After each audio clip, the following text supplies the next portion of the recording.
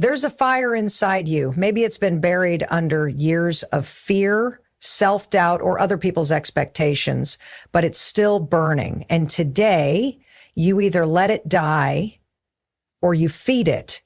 Because the truth is simple. You were not born to be average. You were born to become something extraordinary. But that version of you, the best version, doesn't come easy. It doesn't come through comfort. It comes through obsession. Obsession isn't a bad thing. In fact, it's the one thing that separates those who dream from those who do.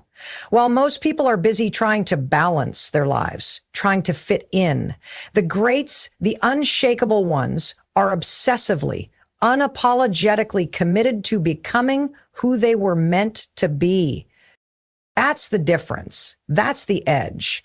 And if you don't have it yet, it's time to build it. Potential is one of the most overvalued traits in today's world. It sounds impressive. It makes people feel good when they hear it. You've got so much potential. But the truth is, potential means absolutely nothing without action. The world doesn't pay you for what you could do. It pays you for what you actually do. And that's where most people fall short. They think being talented is enough. They think being smart, creative, or capable is the end game. It's not. In fact, it's just the starting line. There are millions of people walking around with unbelievable potential, people with the raw ability to change the world, to create art, to build empires, to leave legacies, but they never act on it. They sit on the sidelines. They talk about what they could do, what they might do, and what they plan to do, but years go by and nothing changes. Why? Because potential without execution is just wasted energy. It doesn't matter how much talent you have if you don't have the work ethic to back it up. It doesn't matter how big your dreams are if you don't take real steps every single day to bring them to life. You've probably met people who have far less talent than you, far less intelligence, and far fewer resources. But they're still miles ahead. They're winning, they're evolving, they're building. And the reason is simple. They move, they act. They may not have started with a clear plan, but they committed to the process. They failed, learned, adjusted, and kept going. And that consistency, that persistence made all the difference because action compounds. One disciplined step each day multiplies over time. It creates momentum, and momentum builds confidence, clarity, and results. What separates the doers from the dreamers is not luck or privilege. It's obsession with progress. The people who win in life are those who treat their potential like a responsibility. They understand it's not enough to know you can be great. You must prove it through action. They wake up with urgency. They show up when it's hard. They put in work when no one is watching. While others are waiting for motivation, they're building discipline. While others are making excuses, they're making progress. And it's not about perfection. You're not supposed to get it right every time, but you are supposed to show up every time. The key is to become obsessed with movement, to fall in love with the process, not just the outcome. To measure your life, not by what you think you can do, but by what you're actually doing. Your potential will only matter when it turns into practice. Your dreams will only matter when they turn into discipline. And your goals will only become reality when you refuse to let them live in your imagination any longer. If you know deep down that there's more inside you, more greatness, more strength, more impact, then the time to act is now. Because every moment you wait, that potential fades a little more. Every day you delay, someone else is outworking you. And it's not because they're better. It's because they're moving. They're grinding. They're choosing discipline over distraction. And that decision, made daily, is what transforms ordinary people into legends. Potential is only the seed. If you don't water it, nurture it, and fight for it, it dies. If you want to become who you were meant to be, you have to step out of the comfort zone of possibility and step into the arena of reality, where work, struggle, and consistency turn potential into power. The version of yourself that keeps you stuck is the one that must be eliminated.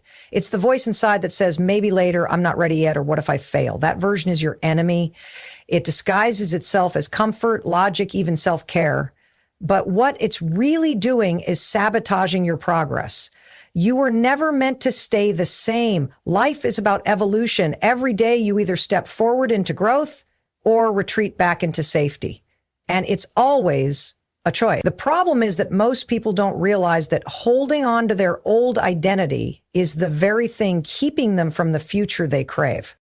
That old version of you, the one that seeks validation, that avoids confrontation, that gets distracted easily, that makes excuses, it has to go, because that person was built from your pain, your fears, your insecurities, and your past conditioning. That version of you was created for survival, not success. But now you're in a different chapter.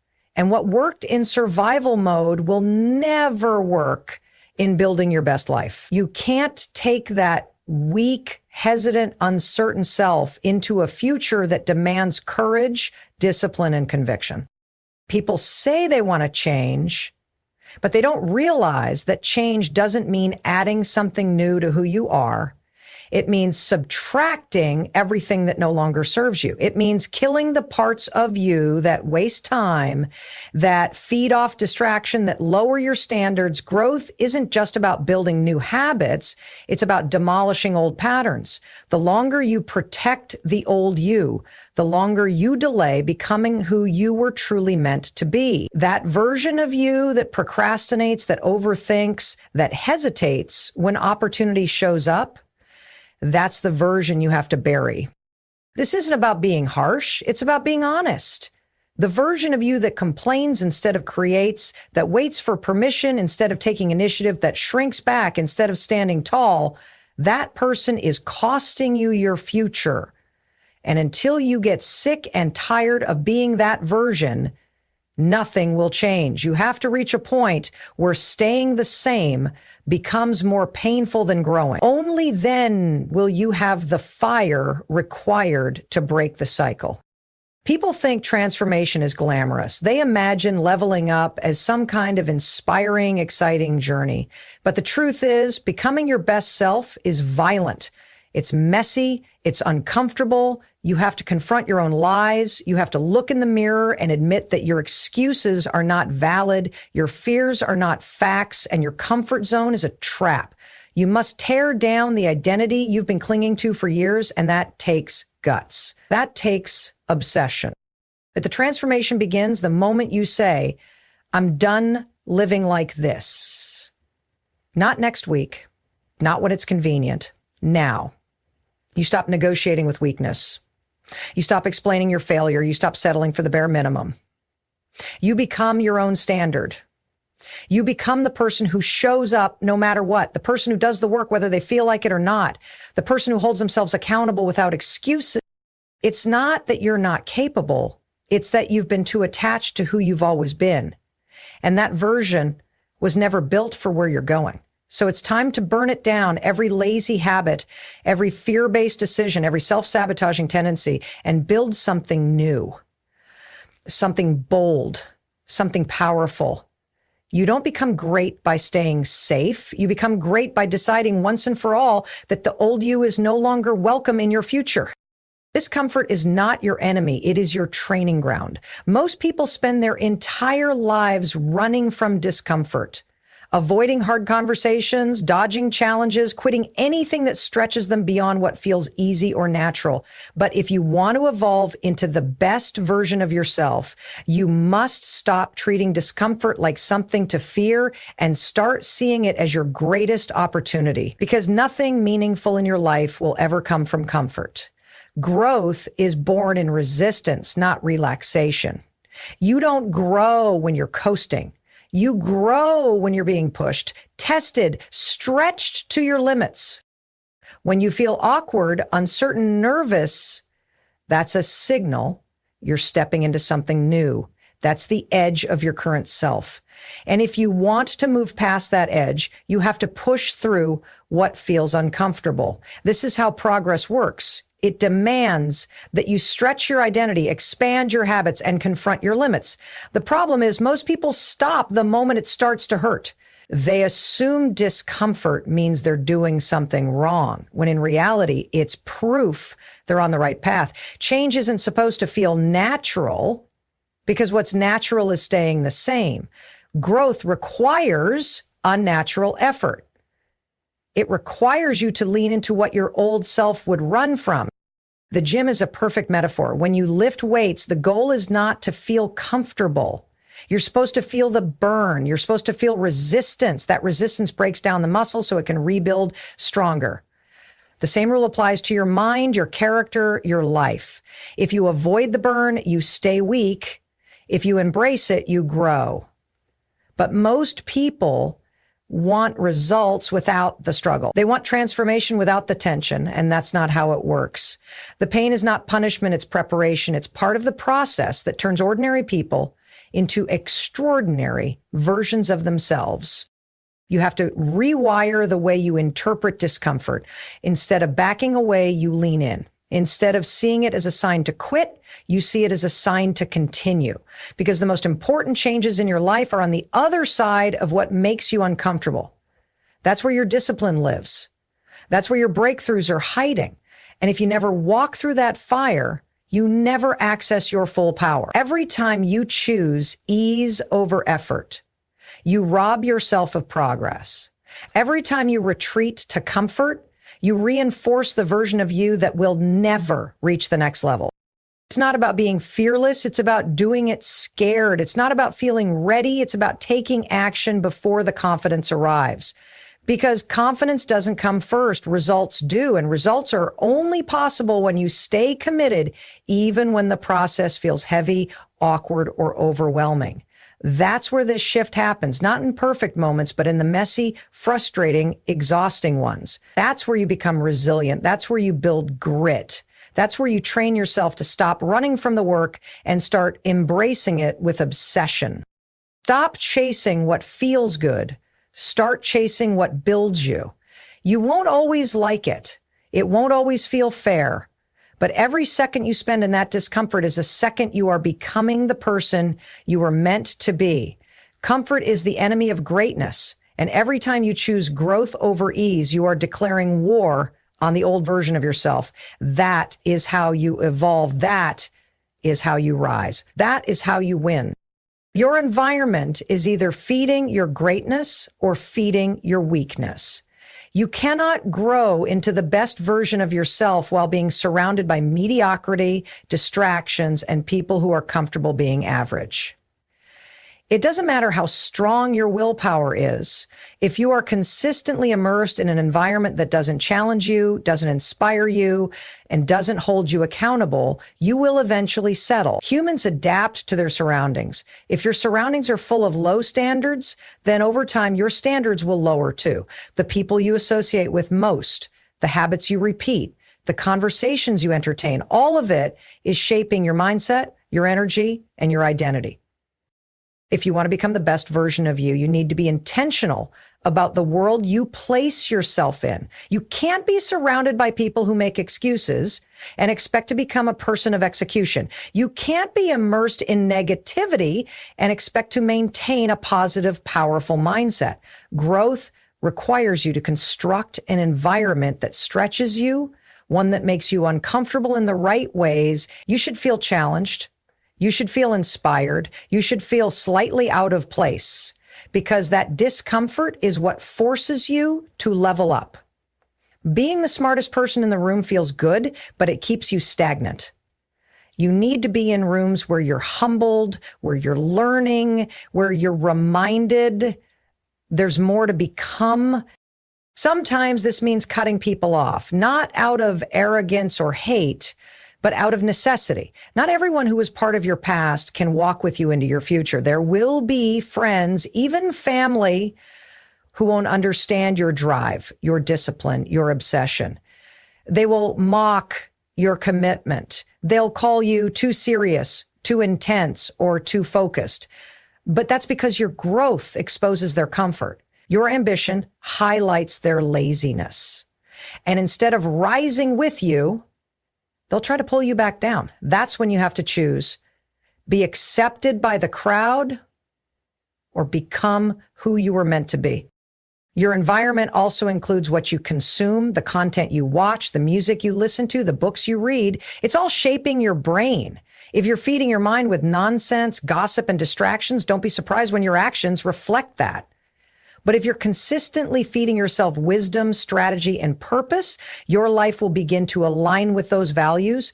The mind becomes what it consumes. Your output is always a result of your input. If you want powerful results, you need powerful influences. Start auditing everything around you. Look at your daily patterns. Who are you talking to the most? What are you listening to during your free time? Where are you spending your energy? Because all of it is either moving you forward or holding you back. Most people don't have a discipline problem. They have an environment problem. They've built lives filled with easy access to their worst habits and constant proximity to low energy individuals. Then they wonder why they feel stuck. They're trying to grow in soil that's poisoned with doubt, laziness, and distraction. The best version of you is not born in comfort and familiarity. It's born in friction, in accountability, in being surrounded by people and energy that constantly remind you of what you're capable of. If you want to elevate, your environment must elevate with you. That means choosing alignment over attachment. That means walking away from what feels safe and moving toward what demands your growth. You must place yourself in situations where excellence is normal, where discipline is the standard, and where greatness is expected. Because the more time you spend in those environments, the more naturally that version of you will emerge. The reason most people never experience their true potential is because they spend their entire lives reacting instead of creating. They wait for the perfect moment, the ideal circumstances, or some kind of external push before they take control of their lives. But that perfect moment never comes because life isn't designed to hand you opportunities on a silver platter. If you want something extraordinary, you have to create it yourself. You can't wait to be chosen. You have to choose yourself. You have to stop living on autopilot and start building your life with intentionality, clarity, and purpose. The best version of you isn't born by accident. It's crafted through daily decisions, through deliberate actions that align with who you want to become. You must realize that your life is your responsibility. No one is coming to save you. No one is going to hand you your dream life. That level of freedom and fulfillment is earned brick by brick, habit by habit, day after day. You can't outsource this process. You can't skip the grind and expect to shine. The truth is, every single day is a vote for the person you are becoming. Every decision, what you eat, how you spend your time, who you talk to, what you consume, all of it either takes you closer to or further from the person you say you want to be, and the gap between where you are and where you want to be is filled with consistency, not luck. People think building a powerful life requires massive shifts, but in reality, it's the small, consistent actions that change everything. Waking up earlier to work on your goals, saying no to distractions, practicing discipline even when no one is watching, choosing growth over comfort. These actions may seem insignificant in the moment, but over time they compound. And what you repeat, you become. You can't keep showing up with average effort and expect extraordinary results. The life you want is built in the details, in how you do the little things. And those little things must be done with excellence, not just when you feel like it, but especially when you don't. You have to stop outsourcing your identity to your past. Who you've been does not have to dictate who you become. Just because you've failed before doesn't mean you're a failure. Just because you were lazy or inconsistent before doesn't mean you're incapable of becoming disciplined now. Transformation starts with a decision. The decision to no longer accept a life that doesn't reflect your potential. From that moment forward, you stop reacting to life and start creating it. You stop waiting for motivation and start relying on discipline. You stop chasing comfort and start chasing growth. This level of responsibility is uncomfortable for most people because it means there's no one left to blame. You can't blame your parents, your boss, your circumstances, or your past, once you accept that your future is in your hands, you also accept that every excuse has to die, and that's powerful. Because the moment you take full ownership of your life is the moment you unlock your true power. You realize that if it's up to you, then nothing can stop you but you. You begin to operate differently. You begin to walk with a sense of purpose, urgency, and discipline that others can't understand. Being obsessed with becoming the best version of yourself means showing up with intention every single day. It means designing your life around your values, your goals, and your potential. You don't leave things to chance. You wake up every day with a plan and you execute that plan regardless of how you feel. You begin to see yourself not just as someone who's trying, but as someone who is becoming. You move from wishful thinking to intentional living. That's the shift that changes everything. One of the most powerful choices you will ever make is to replace comparison with competition.